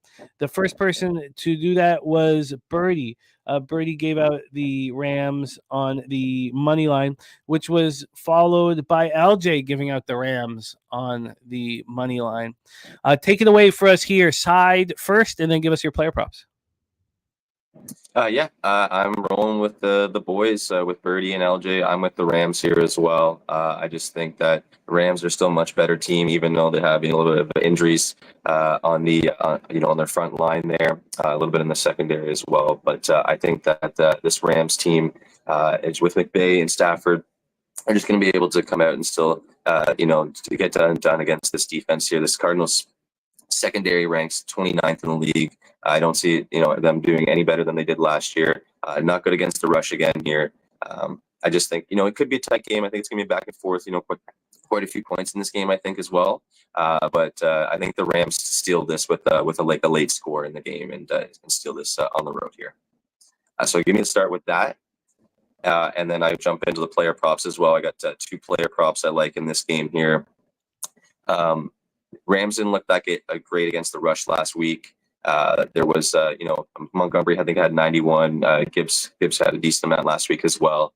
So they still, Arizona likes to feed James Conner here. So I think James Conner, in a tight game where it's going to be back and forth, both running backs, both, offenses are going to be utilizing, all their weapons here. So give me James Conner over 63.5 rush yards at -115.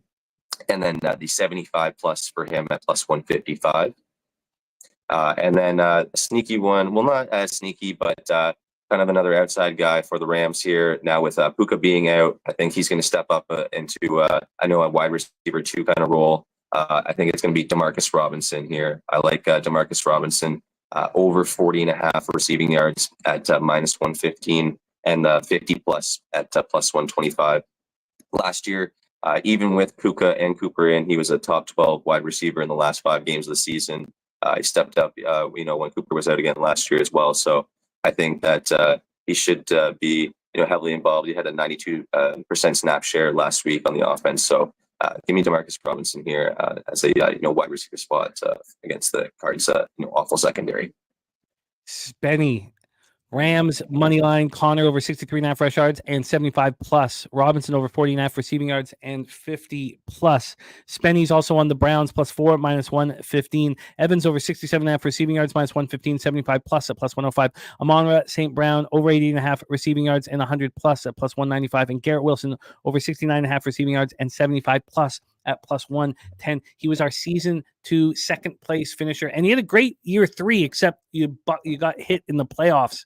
But you were right in the top 5 until the playoffs came last year. Spenny, thank you for making time with us. Please follow him on X. I'm going to pop his Twitter handle in here because he puts all his action out on X and he asks for nothing in return ever. At Pennigy _8. I'm going to pop this in the chat here. So please follow and support our guy. Spenny, any last words for the Capper supporting the show? Just appreciate you guys showing up every single week for these. We love doing these shows for you guys and then getting out all these plays and love hearing all this stuff from all the other people that come on these shows here. So just love this stuff, love being involved in it, and you'll catch me, hopefully again next week or on these live shows. So have a good one, boys. And the Breeders' Cup, not far away, Spenny, not far away. We move on to our next guest. He is the star of Saturdays here on our program. That doesn't mean he doesn't hit Sundays hard.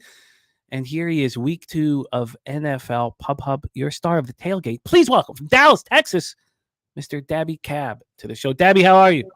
Jimmy, 1 second. What's happening, my man? Get that in you, man. Get that in you.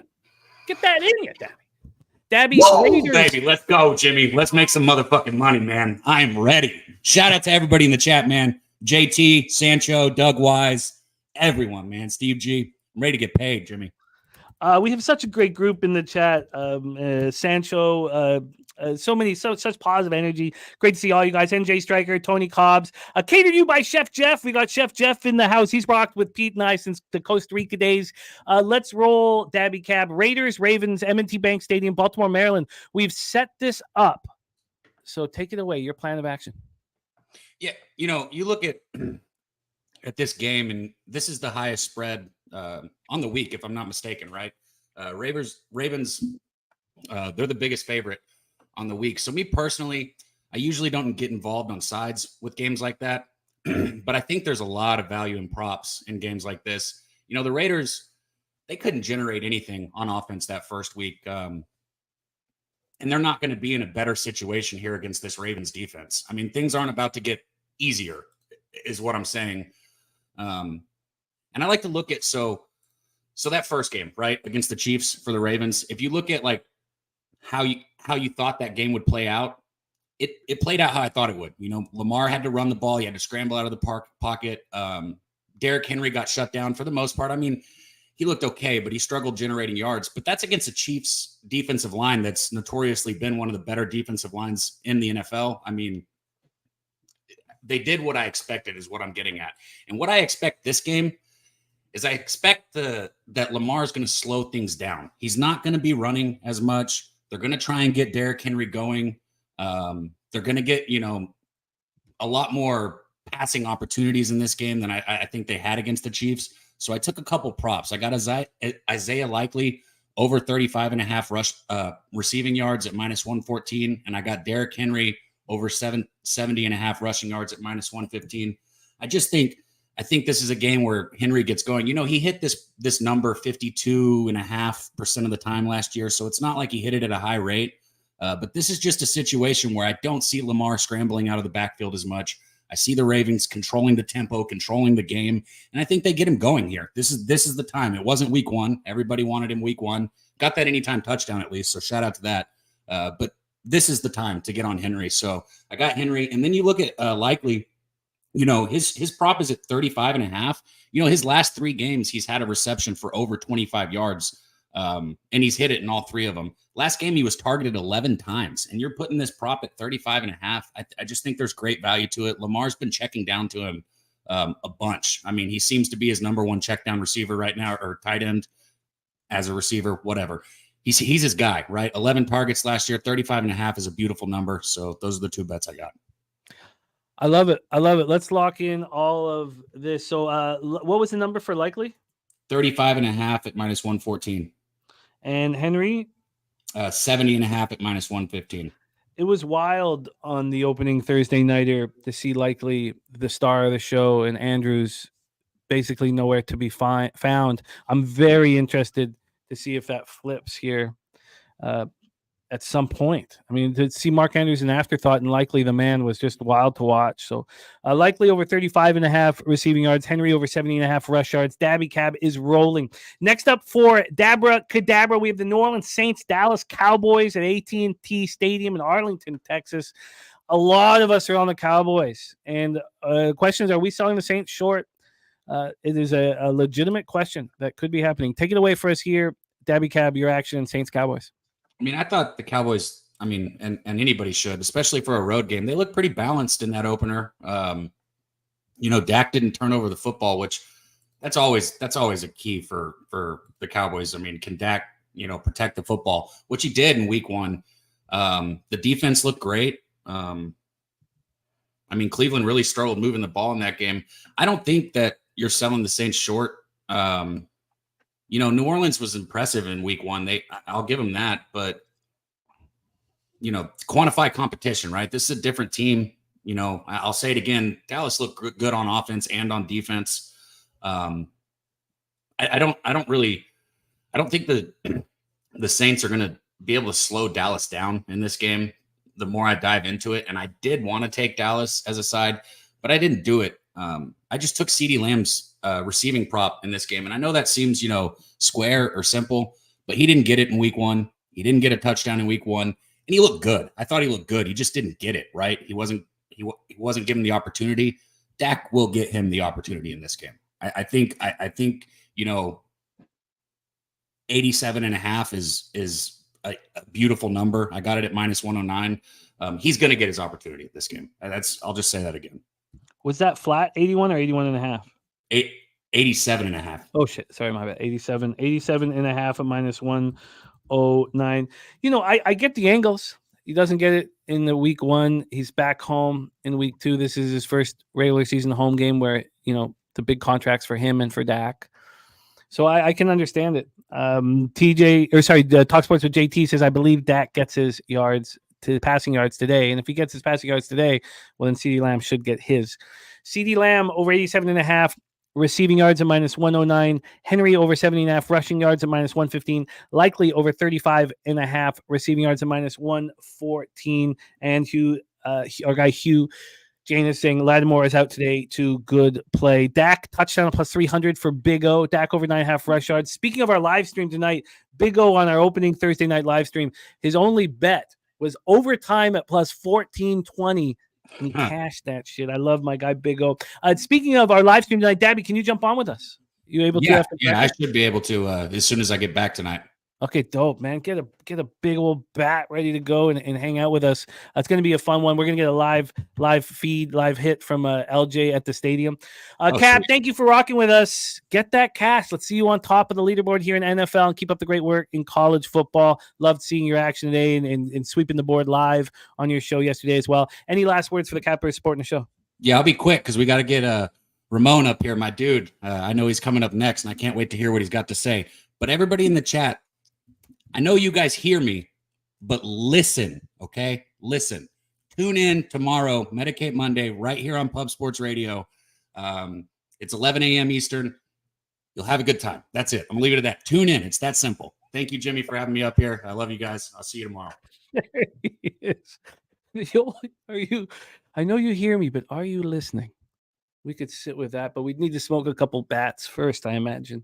Let's bring on our final guest of today's show, star of the morning steam on Sports Money, a great friend of the channel and someone that we love working with. Please welcome, coming to us from Las Vegas, Nevada, our friend Ramon Scott to the program. Ramon, how are you? Hey, Jimmy, great to be with you for another season of NFL Pub Hub. Thank you, buddy. Thank you, buddy. I've got the liquor ready to go for tonight. This is my Saturday night. I hope you can join us on the live stream this evening. We would love to have you, Ramon. But we want to hear your action right away. This is our final guest of the show. And we start with Chargers, Carolina Panthers. And everything you hear in these first two breakdowns from Ramon makes me extremely confident in my action. And I love it. We start with Chargers, Panthers. Ramon, take it away.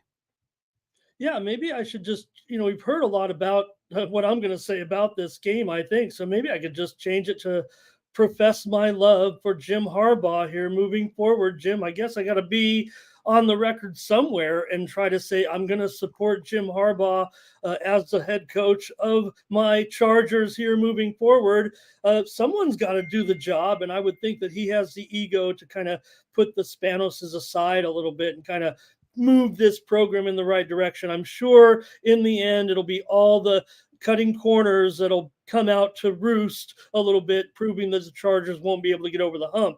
But I think Harbaugh will be the man to at least take them to as far as they can go, as long as it takes. I'm not calling for an immediate turnaround here, but last week was a positive. I know that Razor made fun of me because I was celebrating one win over the measly Raiders, but again, I just think the whole program here with Harbaugh moving forward is going to be a better situation. Now, as for tonight this afternoon against the Panthers here, it's going to be tough enough just to win this game, I would imagine, much less cover 5 points here. This is always going to be a tough spot, especially a team coming off of a, huge loss like Carolina. Usually it's almost an automatic play on teams like that. Jimmy, dogs of 4 points or more coming off 35-point defeats are 70% over the last 20 years. So it's tough enough when you don't have a developed offense necessarily right now. We did get that word, obviously, that the Chargers will be okay. The Bosa will be in there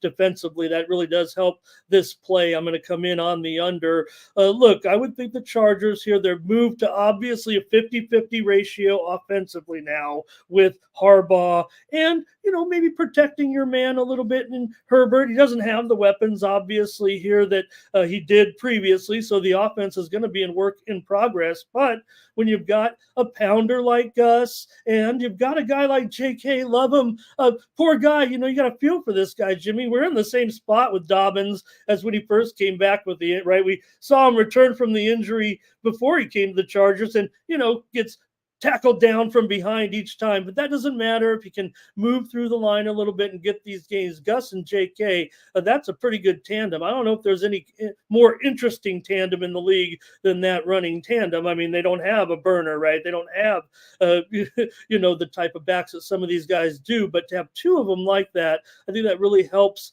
Herbert here try to develop this offensive situation. So Chargers defense with Bosa, I think they'll be just fine here against Bryce Young. And look, we can talk about Bryce Young, but why waste our time? We're just not seeing him develop to what we want to see moving forward. So it's a little bit tough right now, especially Deontay Johnson. Right now, disappeared last week, wasn't there. You got to think Thielen, he's probably definitely over the hill, but they've got to use somebody here a little bit. So what can the Panthers do offensively? They probably should try to run against the Chargers, at least try to maximize the possessions and hang on to the ball as well. It's not like they're going to be worried about giving up the ball to the Chargers, but they do need to keep it away. The Chargers forced 3 turnovers last week. They had 4 sacks. did a pretty darn good job against the Raiders, certainly. And they're, whatever, anemic offense here. Maybe they're better, certainly, than the Panthers. So I just see a low-scoring game here, Jimmy. Carolina was minus 2.6 in yards per play last week against New Orleans. We know it was a blowout or whatever. Chargers +3 in turnovers against the Raiders. So I just think it'll be an improved defense moving forward for the Chargers. And yeah, they'll rework that offensive line. I'm going to trust Harbaugh here in everything moving forward. I'm not calling a homer play. We're going under here. And hey, they've got an ultimate possession receiver, right? The Chargers have a McConkey. You got to have a McConkey. Anybody old like me knows you get those possession receivers in there. Chargers, 8 straight unders as a favorite. That's before the Harbaugh era, but that stat kind of plays, I think, right into what he does here. So I've just got this one, ugly moving forward, 14-9 in the third quarter, something like that. You're just grinding it out here towards the finish, and I like this one to go under Chargers and Panthers. This was tweeted out by the Action. 38.5. Yeah. This was tweeted out by. We can get you the 39 at minus 113. Would you like that hook? Yeah, of course. This was tweeted out by the Action Network, and Troy's on the Panthers. I'm on the Panthers. We've taken a lot of flack for being on the Panthers. That teams that lose by 35 or more points and are underdogs of 4 or more points the following week are 50, 18, and 2 against the spread. I was generalizing that. I had seen it as well, but I didn't hear it exactly. So they told me it was 70%. That sounds like a little more than 70%, actually. So it's going to be tough for them just to win this game. And I think, Jimmy, the Chargers will prevail because of those edges that I mentioned. Edges at court, just like last week. Edges at quarterback, edges at coaching. Canales, I thought, did a pretty good job actually having the team. I don't want to say it like that. They were obviously blown out, but given their what they have right now, I think Canales can. I don't know. I don't want to make it for Bryce Young. Yeah. You're right. Their uniforms look clean when they came to the stadium. Chargers have had problems with this team in the past, even when they've been running bad. Talking about the Panthers. And look, the Panthers were great bet at home last year at times.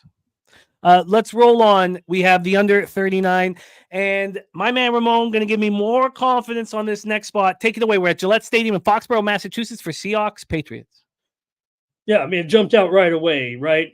Looking at the total here again in this one and thought Troy painted it so clear, really, when you talk about what the motivations are of these teams a little bit right now. Look, great job by the Patriots, and that's what you're going to get out of the Patriots. And, as Troy mentioned, no plays over 20 yards last week, only 120 passing yards. So they have to just try to control the game as best they can. And I don't see the explosiveness right now here necessarily for Seattle. They have to play possession ball, I would think, right now as well with Geno here. And I think the Patriots can have a solid run game. Seattle did a good job, I thought, defensively, certainly against Denver. Yeah, going up against a rookie quarterback, I get that. Still had the yards per play edge 5.1 to 3.3. So they were able to corral him a little bit there. We'll see if Nick's, I'm sure he'll get better moving forward. But the Patriots last week, they had +2 in turnovers. They had the negative yards per play their advantage. So I just think right now Patriots limited Cincinnati to 224 yards. So just play conservative, limit those mistakes. That's like Troy said, that's what you're going to do if you're the Patriots, if you want to stand a chance here to win this game. And why wouldn't they? And mentioned Fant is out, Walker is out. We knew that they were going to be big question marks coming into this one. So I would just take a look at the same thing here. Game's going to be low 30s in the second half, and it'll just be who gets into position maybe to kick a field goal to win a game like this. New England's wide receivers, they're not going to scare you with Brissett at quarterback with Douglas and Thornton and Osborne. Right now, they're just looking for anything to hang on to the ball and keep it away from the other team. So Seattle's gone under in 7 of their last 8 on the road. Again, different setting here maybe, but that does sound like the trend that could be followed through here, I think, in this one. And Step Back Jay says Seahawks score. This is going over. Chase Jay says he likes the over for some reason. This is actually moving towards the over as we speak. We can get you a 39.5 now at -108. Yeah, we're gonna go under. We're gonna go under for sure. Now, week 2, I've already given out 2 unders here. Week 2 is definitely the adjustment week, higher scoring week in years past. Week 2, no doubt about it. Yeah, week 2 hurt me last year badly with unders, and I just told it not to affect me here. I've already bet 2 unders on week 3. Now week 3 is a different story, but let's move on to the last spot on the board. And I can't wait for you to talk about this market movement. Let's talk Bengals Chiefs. This is our final game before we review everybody's action here on our show. Bengals Chiefs. We were very curious, as we know the importance of when something goes through the 6. And this had gone through the 6. Bengals were at 5.5. That is not the case anymore. Bengals are now at plus 6.5. Now, you can say that, of course, the public's going to come in on the Chiefs late. And shout out to Tony Cobbs gifting a Pub Sports Radio membership. Thank you, Tony, my man. And Big Daddy Boom getting it. It means a ton to us. Thank you, guys. Bengals Chiefs here at Arrowhead Stadium. What is your plan of attack, my friend? Yeah, Jimmy, I just got to go for the week 2 classic overreaction angle on this one. I mean, I don't know what happened there. Lost all my. I was in the Cincinnati bandwagon on all those survivors. That's okay. I mean, the Burrow's a slow starter. Should have seen it coming with the Higgins being out and all that, but not too worried, really. I think we're still dealing with the same Cincinnati team. Probably going to be very competitive move forward. Maybe they're a tad down or so, but they've started slow before, and here comes a game against the Chiefs. And 10 days of rest. They're looking so good. The Chiefs are actually that team. They are that team. They're 1-5 their last 6 off of those Thursday night games, and long-term 11-15 off of those extra rest games, which they get plenty of those Thursday games. It seems like they get the featured coverage. So for me, Jimmy, I'm just going to bounce back on the Bengals and think that Burrow here, 15-3 against the spread as underdogs of 3 points or more. Pretty strong numbers for Burrow. He checks all the boxes trend-wise too in this game. And the Chiefs, they are your typical, just play to get it done, get this victory. Look at these 5 great games that they played. One of them was without Burrow, Jimmy. The one they lost by 8, and they were still in that game. But those 5 meetings over the last 3 years, they've all been pretty much thrillers into the fourth quarter, who's going to win, and all within this number. So I would think maybe the Bengals were hosting the Patriots. I get it, but you want to talk about classic start of the season Patriots coming into town, and Bengal look ahead here to get this game against Kansas City. They're old friends. It feels like they are division rivals a little bit as often as they've played. So I think overlooked the Patriots last week. Maybe we can chalk the Patriots up to slightly improved, especially defensively. They'll be that team as we just talked about. So Cincinnati probably. I don't know. There's some rumors out there that NFL apologized to the Bengals that Gesicki actually caught that ball in the corner of the end zone. They didn't get that touchdown. They were basically on the 1-yard line, fumbled the ball there. And, basically things didn't go for their way last week. They probably should have won that game. But the 2 fumbles that the Bengals had, Jimmy, they only had 2 fumbles all of last season. And they had 2 fumbles in game 1. So Bengals, they do take care of the ball. They do protect the ball pretty much big time here. So I've just got it. Classic look ahead. Burrow, slow starter. They'll come back in. I'll probably play them on the money line, but let's just take these points and get off to a good start with you. I love it. And thank you for the kind words, Tony. We have nothing without cappers like you. So thank you so much for supporting our show, Tony Cobbs, my guy. Yes, I agree with everything. But the only angle that I stayed off of backing the Bengals was just that they played them so close. Burrow believes he can beat them. So I just thought that this was a spot where the Chiefs might want to put their foot on the throat and show their dominance because they've never done that. And that was my own stuff, and I've let it go, but I am on the over 47 in this one. We can get you Bengals plus 6.5 at -108, the under 39.5 in Seattle, New England, and the under 39 in Chargers, Panthers. Let's get Ramon off to a 3-0 start on NFL Pub Hub, and shout out to your new home at Sports Money for the morning steam show 7 days a week. This man doesn't take a day off. I love that. I love that so much. And please support Ramon on X at Ramon Scott Media. Is it sports media or Media. You Okay. got it. At Ramon Scott you, Media for our guy, Ramon Scott. Ramon, thank you for making time for us, my man. We're 6 minutes away from kickoff, and I want to go through everybody's action. Last words for the Capper Sport in the show, my guy. Appreciate you, and we all appreciate you, Jimmy. We all look up to you, and that's why we're here to support you. Thank you, my man. Thank you, my man. That means a ton. What a guy he is, and I'm so happy he's found a new home, and he's killing it over there. 7 days a week. 7 days a week. Our guy Ramon rocks. 9 a.m. Eastern. 7 days a week. And thank you for the kind words, my man. Let's review all action here. Ramon's on the Bengals plus 6.5, the under 39.5, and the under 39 in Chargers Carolina. The other one was Seattle New England. Then next up for us, we have Dabby Cab. He's on Isaiah Likely over 35.5 receiving yards, Henry over 70.5 rush yards, and CeeDee Lamb over 87.5 receiving yards. Then next up for us is Spenny Penny Bombs. He's on Garrett Wilson over 69.5 receiving yards and 75 plus. He's on Evans over 67.5 receiving yards and 75 plus. St. Brown over 80.5 receiving yards and 100 plus. And he's on Cleveland Browns plus 4, Rams plus 105, Connor over 63.5 rush yards and 75 plus, and DeMarcus Robinson over 40.5 receiving yards and 50 plus. All right. Let's move on to the next spot on the board. That's Peter Loshak. He's on the over 42.5 in Giants Commanders, and that was the only spot he felt confident enough to give out officially. We have our guy LJ from H-Town going to be there live at Bears Texans. He's on Texans first half -3, Rams money line -101, Patriots +3 money line and team total over 17.5, and Ravens first half and Raiders first half team total under 7.5 -140. Then next up for us, we have Birdie off to a 5-1 plus 4.55 unit start after being last year's champion. He's on Vikings +5, Giants money line at +112, Carolina team total under 16.5, and Carolina to be the lowest scoring team in the league today at +750.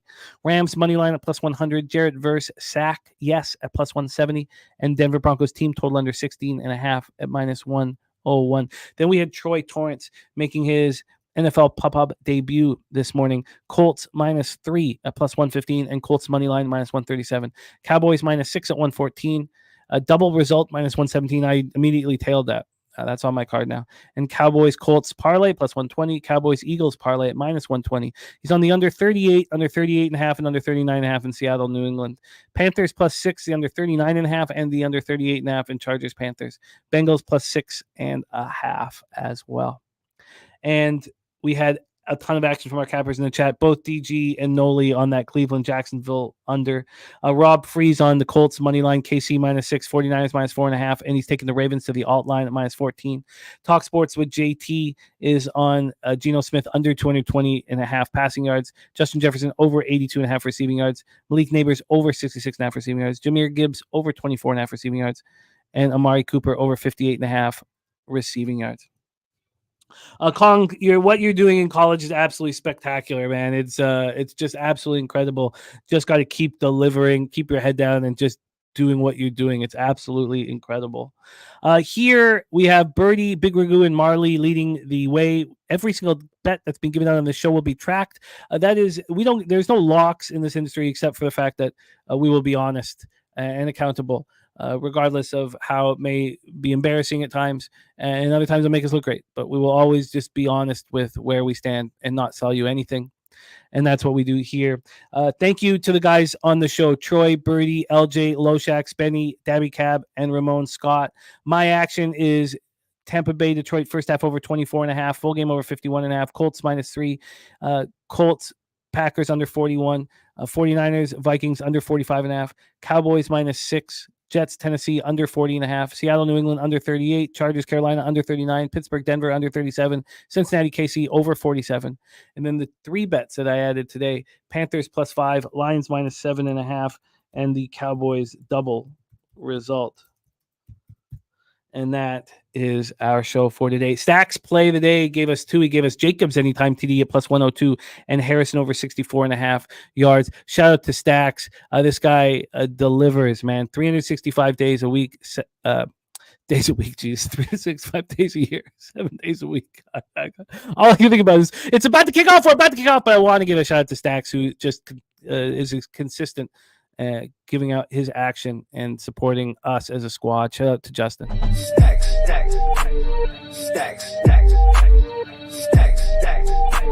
Stacks. Stacks. Stacks. Stacks. Stacks. Stacks.